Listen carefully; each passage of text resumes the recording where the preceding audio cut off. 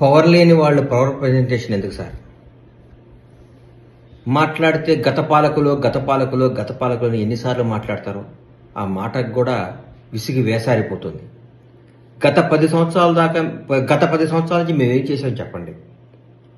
గత 10 సంవత్సరాల నుంచి మేము ఈ రాష్ట్రాన్ని ఏం అభివృద్ధి చేసాం చెప్పండి.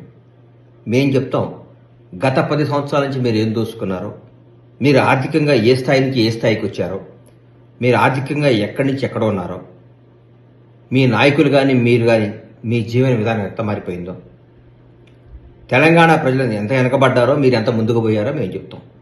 చెప్పాం కాబట్టే జనం నమ్మారు, కాబట్టే నిజాన్ని తీసుకున్నారు, కాబట్టే మాకు అధికారం చేపట్టారు.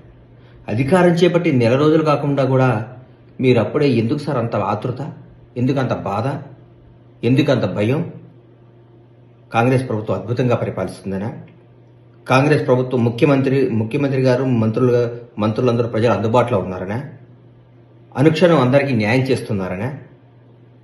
ప్రజలందరూ సుఖ సంతోషాలతో కళకళలాడుతున్నారనా? ఎందుకు మళ్ళీ లేనిపోయిన మీ ఎన్ని?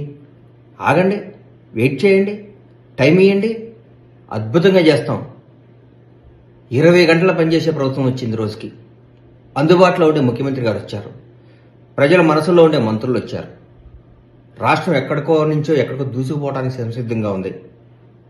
మాట్లాడితే గత పాలకులు బాగాలేదనో బాగుందనో, ఫస్ట్ టైం మీకు 61 సీట్లు తర్వాత ఇస్తే మీరు దాని జనాన్ని గుంజుకొని పెంచుకున్నారు. ఇంకెన్నిసార్లు చేస్తారు? ఇది ఎట్లా చేస్తారు? ధర్మం ఉండాలి కదా, న్యాయం ఉండాలి కదా.